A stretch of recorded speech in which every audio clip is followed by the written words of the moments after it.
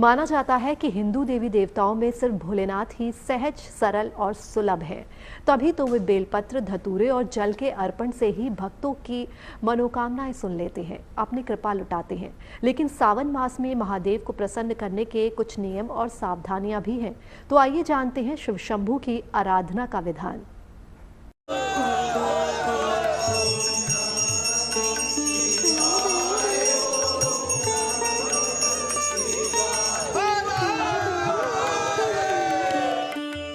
सावन का सोमवार लेकर आएगा सुख समृद्धि। महादेव की उपासना से होगी धन धान्य की वृद्धि। मनोकामना पूर्ति के लिए अद्भुत हैं सावन में किए जाने वाले प्रयोग। शिव कृपा से घर परिवार में बनेंगे खुशियों के योग। करुणा और दया के सागर हैं भगवान शिव। सावन में शिव को मनाने और उनकी कृपा पाने के लिए सबसे खास है सोमवार। सोमवार को की गई शिव आराधना परम कल्याणकारी और मंगलकारी मानी गई है। कहा जाता है कि शिव जी को प्रसन्न करने के लिए सावन माह में उनका विशेष पूजन करना चाहिए। इसलिए शिव के भक्त अपने नाथ को मनाने में लग जाते हैं। लेकिन इस पूजा अर्चना के दौरान आपको भगवान शिव से मनचाहा वरदान पाने के लिए कुछ खास चीजों को अर्पण करना चाहिए। इससे आपको शीघ्र मिलेगी शिव कृपा।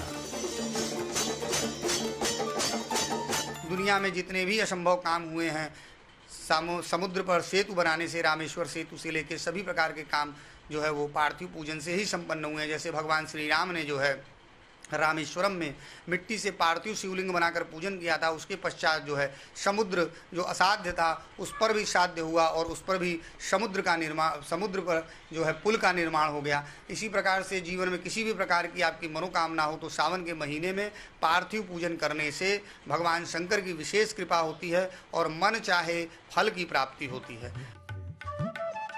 सावन में रोज 21 बेलपत्रों पर चंदन से ओम नमः शिवाय लिखें।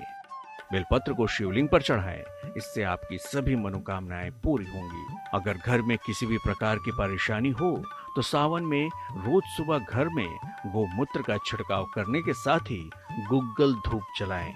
विवाह में आ रही अड़चन दूर करने के लिए सावन में रोज शिवलिंग पर केसर मिला दूध चढ़ाएं। इससे विवाह के योग जल्दी बनते हैं। परम कल्याणकारी है सावन और मनोवांछित फल देने वाला है सावन का सोमवार।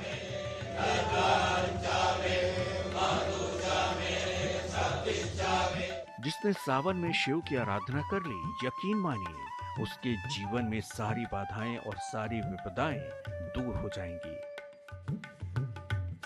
लेकिन सावन के इस पहले सोमवार पर भगवान शंकर की आराधना में कुछ बातों का विशेष ध्यान भी रखना होता है। भगवान शंकर की पूजा में हल्दी का इस्तेमाल नहीं करना चाहिए। भगवान शंकर को नारियल का पानी भी नहीं चढ़ाना चाहिए। भगवान शिव की उपासना में टूटे चावल का इस्तेमाल वर्जित है। कहीं कहीं शिवलिंग पर काले तिल के अर्पण की मनाही भी बताई गई है। भगवान शिव को तुलसी कभी भी नहीं चढ़ानी चाहिए। शिव की पूजा में शिवलिंग पर कभी भी शंख से जल अर्पण नहीं करना चाहिए। अपरंपार है सावन के सोमवार की महिमा।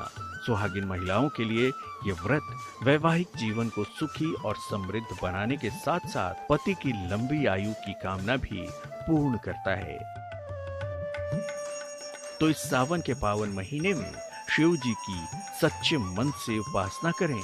वो आपकी हर विपदा दूर कर देंगे।